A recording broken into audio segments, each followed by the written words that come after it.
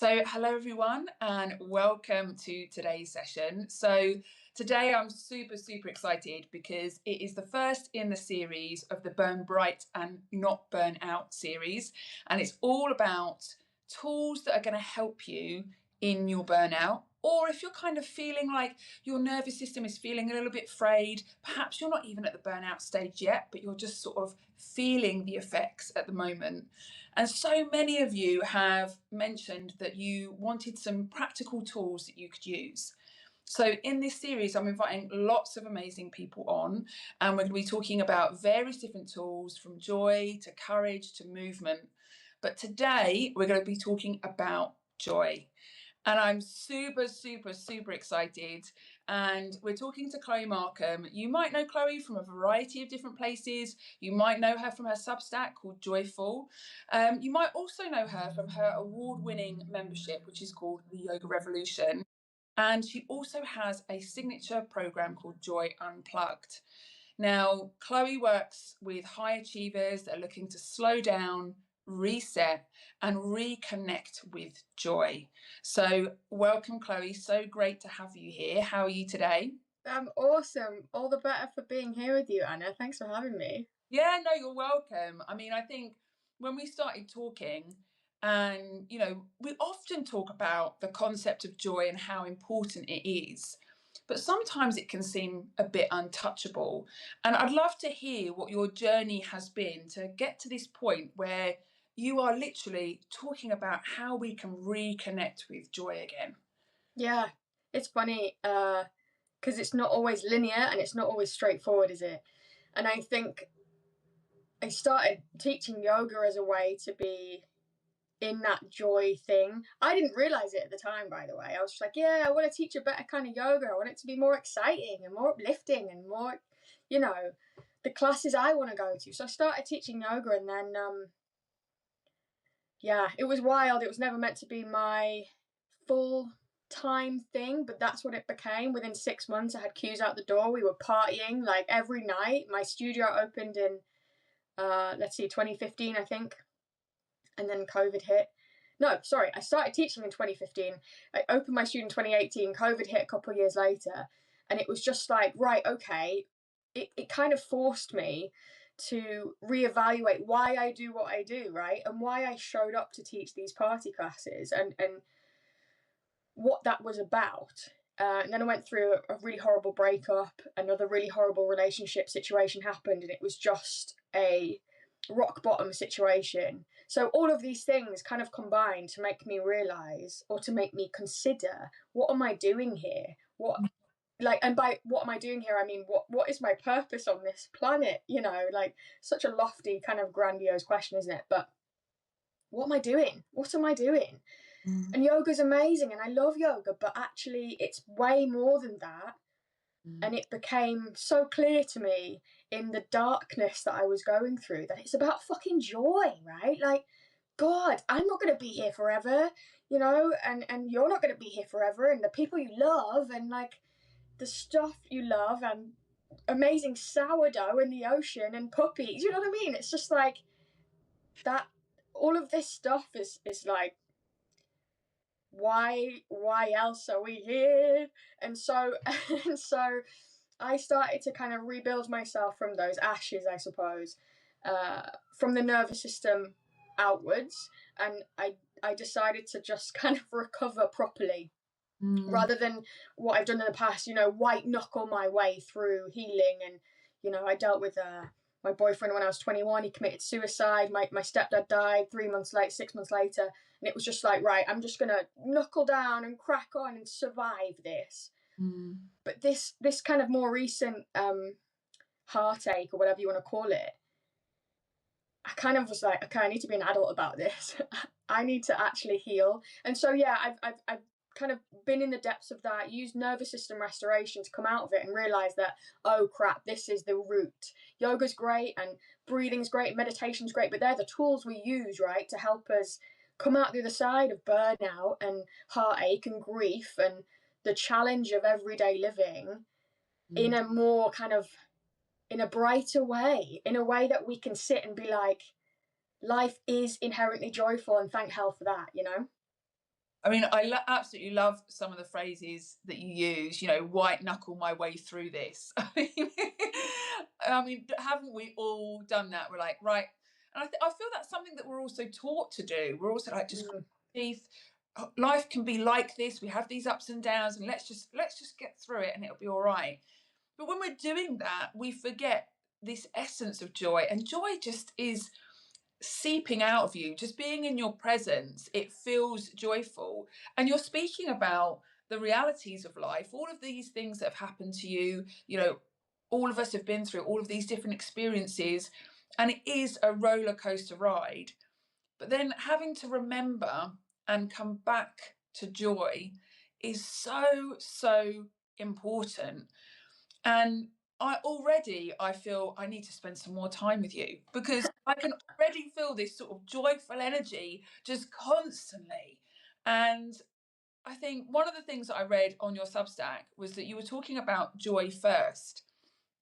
And it kind of goes to some of the things that you were talking about then, of this idea of, we all go, right, okay, I need some routines. This is going to help me get out of this. I'm going to do a meditation in the morning, and I'm going to do some breathing exercises, and then I'm going to write my journal, and then I'm going to go for a walk in nature. You know, we've been like, I know, we've been given this prescription, and we're like, yeah, that's what I'm doing, sort out my routine. And then you're like, actually, this is killing me. You know, this isn't helping.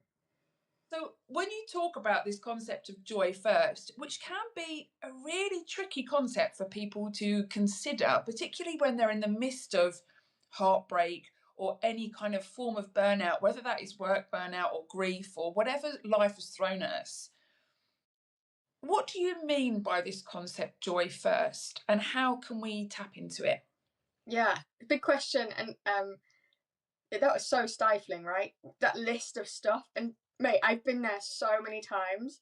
It's so interesting. And actually, this kind of relates to a note I posted today. I almost didn't post it, but like a couple of weeks ago, I wrote a note on Substack, right? And it was just like, I'm sick of being my best self. I don't want to be my best fucking self. I want to be my most pleasurable self, and, you know, rested and like enjoyable self, my favorite self. And you know, I want to read books at 2 p.m. in the afternoon and not have it be an improvement hack or whatever. And the comments, like it went semi-viral for me, right? And I got so many comments. I'm still getting comments every day on this one. There's a couple actually, these posts, these notes. And they're all like, I think this is your best self, Chloe. I think this is your best self, babe. And I'm just like, yeah, I see where you're coming from, but no. So I posted today, I posted a note being like, that's not the point. Like, I think that we are living in a society where betterment is our kind of mainstay. We're taught to be better and to rise up to the occasion and to do more and to be better parents, better mothers, and better partners and whatever. Like, you know, that kind of layer of betterment is everywhere. It pervades every fucking thing. So when we start to actually lay that over our self-care and our wellness, I mean, I even hate these phrases because they've become part of this betterment rhetoric, haven't they? Then it becomes another thing that's like squishing us. It's like you know, sedimentary rock, just more stuff piling on top, and we're getting smaller and smaller, and oh my god. And then one day we're in Sainsbury's and we have a fucking meltdown, right? We like, or we snap at our kids, or we, you know, swear at a driver, something. You know, no wonder we're all burning out. No wonder. Like, so I think that this joy first idea is actually deciding not to outsource your well-being to social media or to a blog post that says, are you sleeping with the little tiny red light on your TV blinking? Are you crazy? You're never going to sleep right with that. Turn it off. What are you doing? You know, like these blog posts or social posts or whatever they are that are telling you that you're not doing it right and you have to try harder and spend money and buy expensive shit and do all these things, or else are you even a human being? Are you even doing it right? Come on, friend. And I think that there's this, I mean, I could talk about social all day. Like, there's this idea that, oh yeah, but I like being on social because I get nice recipes or I catch up with my mates. But actually, it's so toxic in this respect. It's making you feel, whether you're aware of it or not, less than. And pressured, and it's just feeding the monster of betterment. And I think that joy first is about taking a step back, like I said, not outsourcing it, coming home to yourself again, right? And feeling more and recognizing that sitting here right now having this conversation is fucking joyful, and drinking tea and being with your dog, or being with your parents, or your friends, or like alone, or whatever, like life is inherently joyful, but we have become so forgetful of that, I think, and we've got so many of these layers on top of us of things that we think we should be doing that we've forgotten it. So really, this idea of joy first, this mentality is about kind of stripping everything away and coming back to yourself, and kind of remembering how to feel again, you know? Yeah. And I think you've really made me think, because, I've really been beating myself up recently because I haven't meditated at 6 a.m. for the last 3 weeks. I'm like, oh, I really need to get back to that. And it's this idea of questioning yourself and going, well, what is actually bringing me joy? And have we disconnected from that a bit? Disconnected from actually being able to feel into what causes us joy? Yes. I mean, you're a terrible person because you've not meditated at 6 a.m. for 3 weeks or whatever. Like, it's so interesting. Meditate at 6 a.m. if that is, bringing you some goodness every day, and that's magical. But don't do it if you're like, I must do this, I must get up at 5 and do what all these wellness gurus tell me to do, but we can't understand the difference between should or it feels magical to do that without first of all like coming back home and learning to feel again. You know what I mean?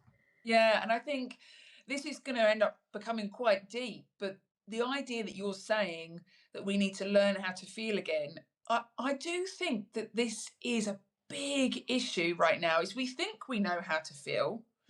We're like, oh yeah, we're so in touch with our emotions, but actually, are we just being bombarded, whether that's on social media, on the television, or hearing all the news from different people, of we should be feeling this because of this, we should be feeling this because of this.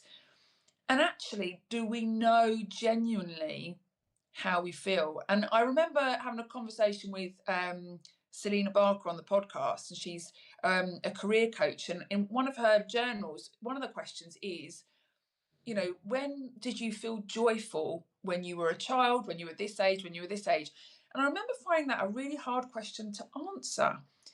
And that makes my life sound incredibly sad, and it's not it's not that at all, because I have experienced so much joy, but the actual act of tapping into, so what does joy actually feel like, and what's that actually look like? Was it when I got a certificate for this, or was it when who was I with? Was I outside? Was I with my cats, or was I doing this, or what was it? And one of your articles literally had me roaring with laughter, was this idea of 10 ways to feel better without breathing. Not like, obviously we all breathe, but without these breathing techniques of, I'm not going to tell you to sit there and take 10 deep breaths and etc etc. And the article just made me laugh, because the first one was go and scream into a cushion. Right, but it's helpful. And I think just thinking about that and doing it and then going, how did that make me feel? The relief you get from things like that, it just made me laugh. And I think you had a couple of others where you were talking about a specific song and dancing to it and singing the rap in it, or the other one was pacing around your room like you're about to start a small empire. And I was like, and then I started pacing and thinking of it in that way, and it just made me laugh much. What made you think of these 10 different areas? Were they things that brought you joy in the hope that it was going to spark off other people and what might bring them joy? Yeah, totally. I think, and I started this when I started teaching yoga, and I do it in everything I do, right? Why are we taking this so seriously?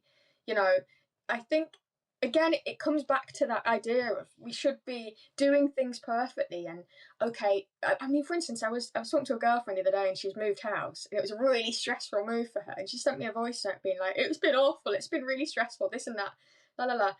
So I'm gonna go home and meditate." And I was just thinking, that is the last thing you need to do right now. You don't need to fucking meditate when you're already like, so yeah. I mean, it's just taking it less seriously. But then when you think about nervous system restoration or regulation, which is effectively what we're talking about, right? My kind of like wider mission, or I suppose tiny mission, whatever you want to, however you want to see it as, is like nervous system restoration and navigating your nervous system and becoming fluent in the language of your nervous system leads to a more joyful life. It can't help but not happen.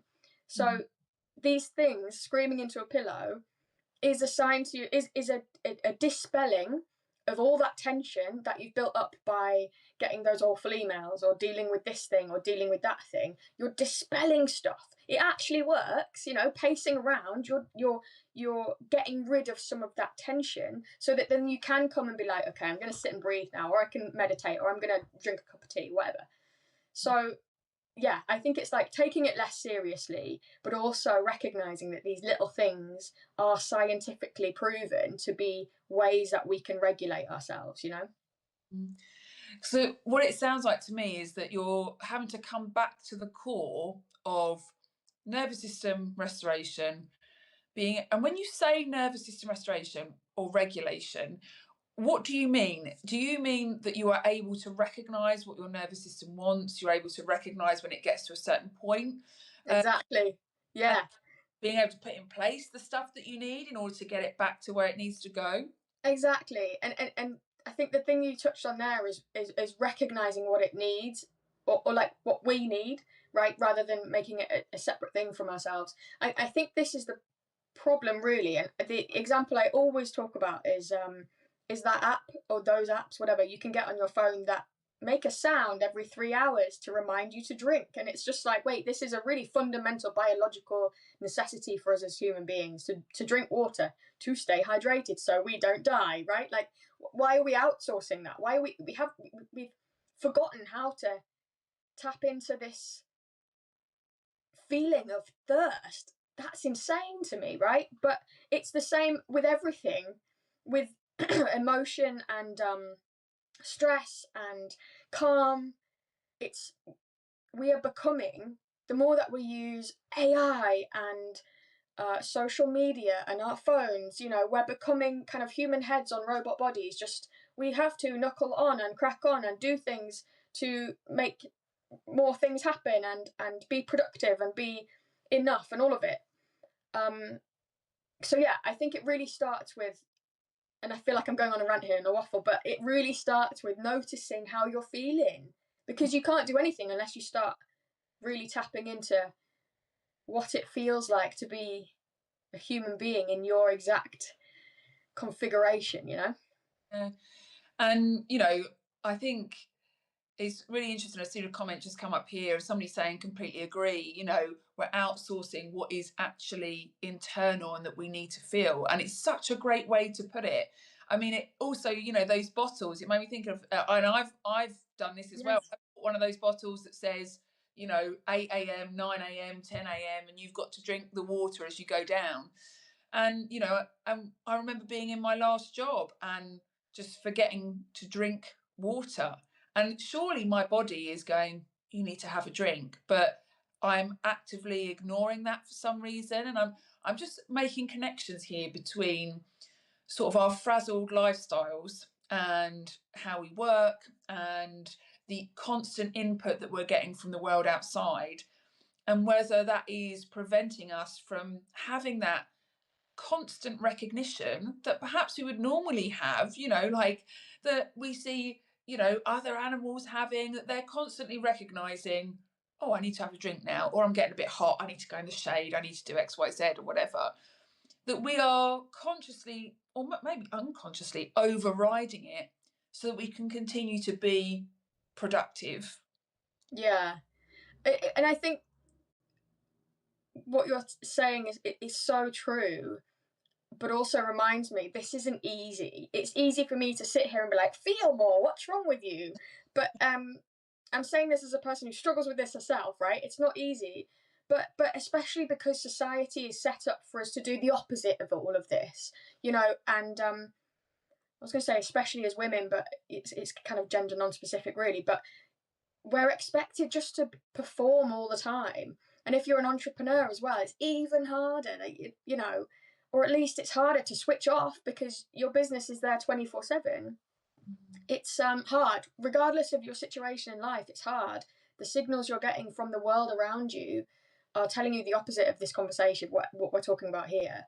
So it's not like this is an easy practice, but what I'm saying is it's so necessary if we want to live these kind of lives that bring us magic and sparkle and heart and goodness, and we you know, we get to our 80s and 90s and think that was fun, you know, that was a joyful ride, wasn't it, rather than why did I not do the things that lit me up more often, you know? Yeah, absolutely. And you know, I'm thinking of several different things as you were talking there. I mean, I remember chatting with one of my friends, and she said, you know, I want to skate out of this life, you know, literally just skating out on my knees, like my jeans are ripped, and I've literally gone, oh, what a ride this was, you know, like how absolutely amazing. And I think we're all starting to kind of become more aware of the fact that we are, it always makes me think of Doctor Who. I mean, it's terrible, isn't it? But there's a Doctor Who episode, and I've forgotten what they're called now. They're robot things that are walking around. Everyone's got these earpieces in, and they just sort of become these robots. I'll think of it in a minute. But I feel like that's what we're doing with our lives, is we're just kind of going through, right, I've got to get to work, work's at 9, and then I'm at work all day, and then it's 5 o'clock. And we have all of these societal expectations on us. Our life and our world is shaped in such a way that makes us move in, not that we don't necessarily feel, but that we're less in touch with how we're feeling and not able to identify that. And I just wonder, I bet there's people on here now who might watch it later and be thinking, well, how do I get out of this? You know, this is societal expectation. You know, I haven't got time in my day to pause and kind of go, oh, how am I feeling today? Like, what would you advise for people that are feeling this? Okay, I really want to feel joy and I really want to get back in touch with myself, but I just feel I've got all of these pressures on me and I don't know how to do it. Yeah.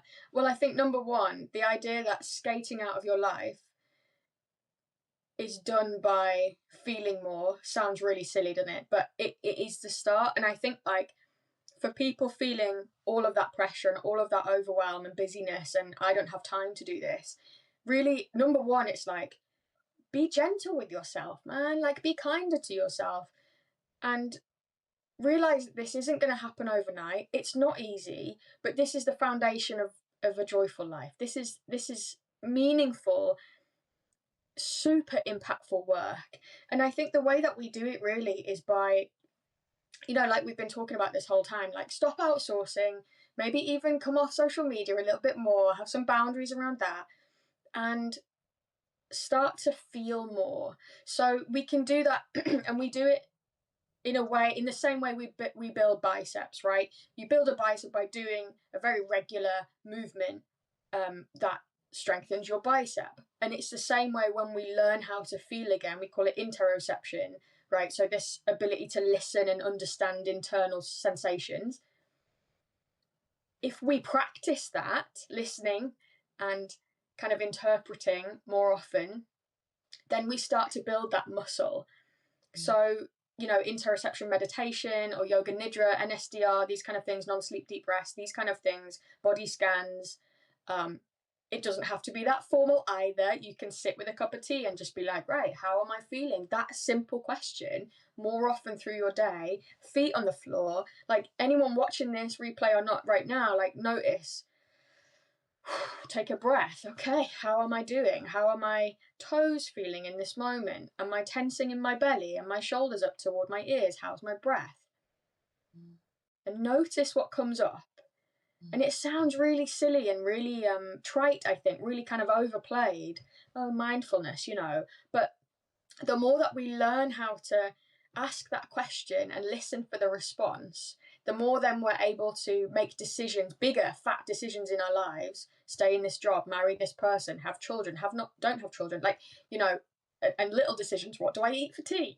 You know, do I need water? You know, these things actually become easier to answer because we've built the ability to ask the questions in the first place. So it starts really small, but I think in these small ways, big impact starts to happen, you know. And I think if you can stop outsourcing to blog posts and all these podcasts that tell you should be doing this and that, and all these wellfluencers or whatever you want to call them, and just come home to yourself, that's how it begins, you know. And, you know, some people might call what you're describing there, this idea of coming back to yourself and being able to make decisions based on really how you're feeling into your body. Some people might describe that as using their intuition. And, you know, I'm an evolutionary psychologist, so I've been doing loads of research into various different areas, but there is a lot of research that looks at the fact that intuition is this scientific biological concept of being able to listen to your body. And women in particular have really high intuition. And the reason why is, from an evolutionary perspective, they need to be able to be alert to dangers and things that are good or things that are bad and resources, because they're looking after their young, right? So actually, biologically, we are built to be able to make these crucial decisions that we need to make by just listening to our body and what our body is doing biologically. And I find it really interesting hearing you speak in that way, because it just made me go, oh yeah, it reminds me of that piece of research that I read. And I think, you know, there might be quite a lot of people out there that have made decisions, because we're making decisions every day, sometimes really big decisions, sometimes about whether we need to leave our job or stay in a relationship or move location. And they're thinking, right, I want to make this big decision. I'm hearing Chloe talking and it totally makes sense. I need to drop into my body. I need to start feeling more. Like, how quickly can I get myself to feel more? You know, because we are in this society now, aren't we? And I fall foul of this all of the time, where I'm like, okay, so I'm going to start to do this. So when will I start to feel better? When will this happen? You know, and I just wondered if we could just touch on that, of like, and it might be within your own journey or journeys that you've seen other people go through. Like, this is a process that you talked about of coming back like it's a muscle and practicing it. How do you know when you're getting it right? I know people often, they're like, well, what if what I'm feeling isn't really what I'm feeling? What if it's this? What if it's that? Yeah. And, you know, how does this process form over time? What does this look like? It's a really interesting question. And I think it goes back to, you know, I was talking about that note I posted about betterment. I think it's just like, oh, I want to be better, but like, I want it now.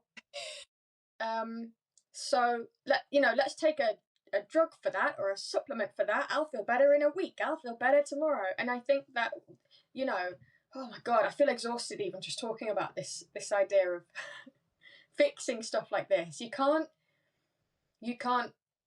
supplement or meditate or breath work your way out of a fundamental nervous system misalignment or a lifestyle misalignment.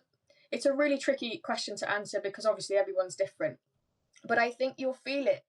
This is the answer. You're gonna know when you're there, because like when this stuff is working, you have the innate ability to notice when you're stressed and pull yourself out of it.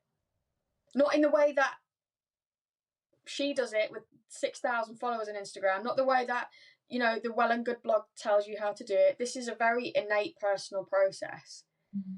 I think you know when it's working when you're feeling more resilient to stuff going wrong. And you notice, oh, I didn't jump really loud when that person scared me. You know, that even little things like that. Sleeping better, you'll sleep better. You know, we're talking about decision making, but actually, you know, when you start to do this nervous system work, it impacts every single biological function in your body. So sleep and digestion and heart rate and cognition, decision making, all of this stuff is impacted by the way that you deal with stress, the way that you feel stress in the first place, the way that you, and by feel I mean interpret and have a conversation with. So things will start to get easier. Instead of feeling like you're pushing a train on a sandy beach, it'll feel like you're pushing a train along tracks that are greased and oiled, ready for it to move forward. It feels easier. Things feel easier. And that's not to say, and I don't want to take away from people going through really hard stuff right now. I remember, I was in a toxic relationship for 8 years. Perhaps wasn't toxic at the beginning, but that's how it became. And I didn't want to leave that. Of course I didn't want to leave that situation. He was my life partner, right? This isn't easy. That's not easy to say, this isn't right. This isn't a good environment for me to be in anymore. So I don't want to sound like I'm taking this lightly. It isn't.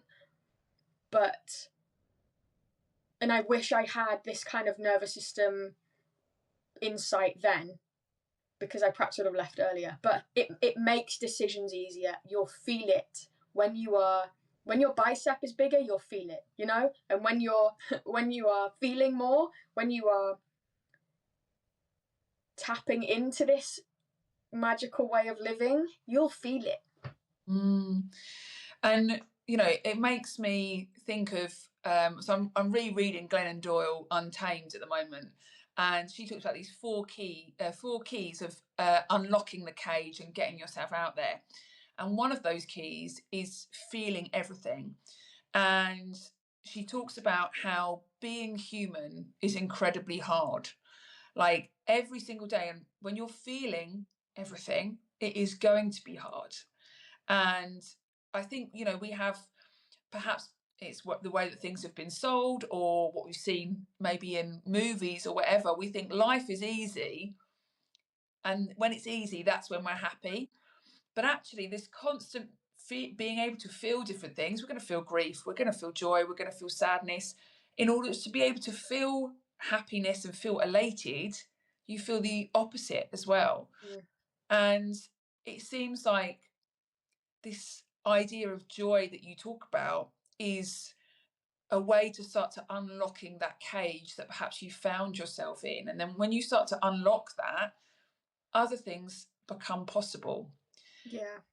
Sometimes we can think, I need to solve all of these issues straight away. I'm not happy in my relationship. I'm not happy in my job. I'm not happy here, and here. And actually, if we come back to this concept of joy and feeling, that is the first step to be able to do that. And I think I'm super excited because I'm joining you on your signature program, which is Joy Unplugged, and it's 8 weeks. And I think, I've tried to articulate as well that I've been finding it hard to tap into the feeling of joy. So I'm super excited about doing that. And I imagine there might be a lot of people that are listening to this that, I think you are the greatest example of what it is like when somebody's tapping into that feeling, tapping into that energy, because you just come across as such a joyful person. And there might be people sitting here going, I love hearing what she's saying. I love what she's talking about. And, I'm going to read her Substack and things, but how can I really get into it? And you have this program, Joy Unplugged. And what is that going to support? What's it there for? What's it going to look like? If people want to start getting into this now, what is it going to be? Sure. I want to just talk to something you mentioned about joy, about it being this kind of explosive, magical cakes and rainbows and all the time. And I think, sorry, I'm going on a tangent here, but that is what kind of comes to mind when we think of joy. Parties all the time, life is great. And I just want to talk to that a second, in that I think it needs a reframing. I think, and the way I like to reframe it is, I don't know where I heard this, but I've said it for a long time, occasionally after yoga, when we're in Shavasana or whatever. It's like this idea that there are souls out there in the universe, in space, queuing up to have this human experience, to feel everything that comes with being a human being, right? The joy, the grief, the sadness, all of it. And so yeah, what you spoke about a moment ago, this idea that joy is just happiness and pleasure, and it's not, it's there's joy in grief. And I know that you know grief pretty well right now, and you know, my dad had a stroke on Boxing Day, and it was he's doing okay, he's fine, he can speak, he can't speak, but he's doing good. But it's like, oh my god, life stops, but there's a weird joy in that. And actually, when we think about things like that, it becomes love, right? Is love really the we're getting esoterical here, but is that really the kind of like lifeblood of all of it? This gratitude and love for being alive. Anyway, I'm off on a tangent, but that's to say that it isn't, Joy Unplugged is, I'm so excited about having you in it, Anna. I'm so excited. It's not like, okay, this is how we're going to party every day for 8 weeks. You're going to come out absolutely frazzled and feeling like you never want to see a slice of Victoria sponge ever again. No. This is like unplugging the kind of reality of what your next 50, 40, 30, 50, 6, 7 what years are left on this planet, and making the foundation of those years more tangible and more realistic, and more giving you more potential to feel magic every day. So it's a really, this is my signature program for folks who are, like you mentioned earlier, right? I don't have time, but I really want to feel this, but I don't know how. Like, oh my god, burnout is happening, or I've had burnout in the past. I don't know, this kind of frantic energy. I want to make this happen, but I'm not sure how, and I don't have much time. I'm so excited about the process of this stuff, because yes, let's learn how to build our nervous system fluency by tiny things every day, every week, just little things. There's optional things, so you can imagine there's a little bit of social media restraints that we apply if we want to. But the point of it is that you and I come together one-to-one to say, right, Anna, how are you doing? And how can we make you feel better? And so then with those foundations, I'm here to be like, Anna, do the thing. Let's do the thing. Let's do the thing. Let's do the magic. Let's remind each other, because I'm here as much as you, right? To tap more into this stuff, so that at the end of 8 weeks, you're like, okay, I have the fluency, I have the understanding, I have the script, and you come away with your own personalized script, right? So, I mean, the biggest thing is like your stress response. It's unique to you. It's your signature. It's unique to me. It's unique. Everyone's has a different stress response. Learn what that is and how to navigate that. It's effectively like a relearning of what it's like to be a human being in a non-perfectionist, non-performative way, so that we come out the other side feeling fucking joyful again, you know? Every day in tiny ways that add up to a life well lived. Yeah. And the idea, I think you used the phrase, being able to tap into that magic every day. Like, the idea of being able to tap into magic every day is just wonderful. And I think I really, appreciated what you said there when you talked about the fact that when there are these hard emotions like grief, there is still joy within that grief. And I think sometimes that can be tricky to understand. But I'm in the midst of grief. My dad only died 2 months ago, but there is a joy in a recognition of what life is. There is a joy in realizing the fact that we have a certain amount of time to experience things. I mean, it's really made me think about some of those Disney movies. The Disney movie Soul is just the best movie ever. This soul coming to earth and really wanting to come back and experience and feel all of these different emotions. And I think, I just love that concept of the fact that there's all these souls waiting to have this experience, and how we can tap back into that magic. And I think when I post up the recording, there's a special code that you can use if you want to get £100 off the Joy Unplugged program. So you just type in Anna Rose, but I'll make sure I put that in the recording as well. But I really think that it, you know, for me in particular, I'm really looking forward to it because A, getting to spend more time with you, I think is going to be a great thing. And B, just kind of realizing that there is magic in the everyday. And I think before we sort of wrap up our live, if you were to leave people with 2 or 3 tools that you think are really important for them to be kind of using at the moment to tap into that joy, what would your tools be?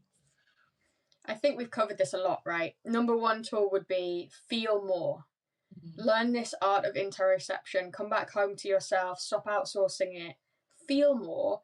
Recognize what that feels like to feel more. And then I think the second one is understanding your unique stress signature. So, for instance, for me, I was talking about this in an article I think I wrote recently about how I know when I'm stressed because I get this tightness here. My breath is short. I'm frantic. I'm quick. Everything is quick. For you, it might be a disengagement. You might just withdraw completely. Once we know what that is for us, then we can recognize it and move on. And then I think the third thing would be recognize the joy in right here. Again, people watching this, tuning in live or the recording, what's good about right now? And I think that's such a simple question that we don't ask ourselves enough. But when we start to, you can start to be like, actually, I really like the pants I'm wearing. These are really nice trousers. Or the way that my feet feel on the floor, or my belly is really full with really nice dinner I just ate, whatever. Can we come back slowly to simple pleasures in really boring everyday moments? Because then we become this eccentric person who's yay, tea, but that, I mean, I'm being silly, but it becomes like that, right? Life becomes a bit richer and more wonderful. And speaking to your dad, I read your article recently about it and cried a lot. My dad's stuff is quite raw too, and I just think what you spoke to is really profound. A recognition here that life is really short and the people you're close to aren't going to be here forever, and maybe just drop your walls and tell people that you fucking love them and that you're grateful for them, and you know what I mean, and maybe be less performative and less mission focused on being better and being wealthier or reaching these arbitrary goals, and actually just experiencing what it's like to be alive today. Because what a privilege and what an unusual and magical thing that actually is, Yeah. And I think it always reminds me, I can't remember if I put it in the article or not, but there's an actor called Damien Lewis who lost his wife Helen, who was in Peaky Blinders, and he said that he's gone through all this period of feeling grief where he's on the floor and he's crying, but he's gone into this idea now which is called the manic defense, and it's a psychological concept where even though you're crying, you might be on the floor, you feel this absolute necessity to live life to its absolute fullest. You have this reappreciation for the fact that it's not going to last forever. And I think that is one of the things that I feel most conscious of every single day is I feel this isn't going to last forever. And I look at things more, and I look at things in more depth more. I spent 10 minutes in the garden this morning just watching a couple of butterflies chasing each other around and things like that. And, and I had a really good hummus sandwich at lunchtime. Yes. Be thinking about these small joys and the impact that it has on you, even just slightly over time. I just had the best cup of tea ever, and that coffee and walnut cake, cracking. Yeah. Just a little bit of joys like that. And I just think, it's such a wonderful thing. And I know that so many people are going to be looking you up after this live, if they're not already signed up with you. And I really hope to see some of them on Joy Unplugged as well, because I think it's just going to be such a fantastic programme. And thank you so much. This has been such a joyful conversation. It really has. Thanks for having me, Anna. It's been amazing. Thanks, folks, for joining. I'm so buzzed with these conversations. I think they make life worth living, right? Yeah, absolutely. And it's all in that connection and all in the sharing and sharing the realities of what life is all about. And I just think that's brilliant. Yeah. Thanks, So, Anna.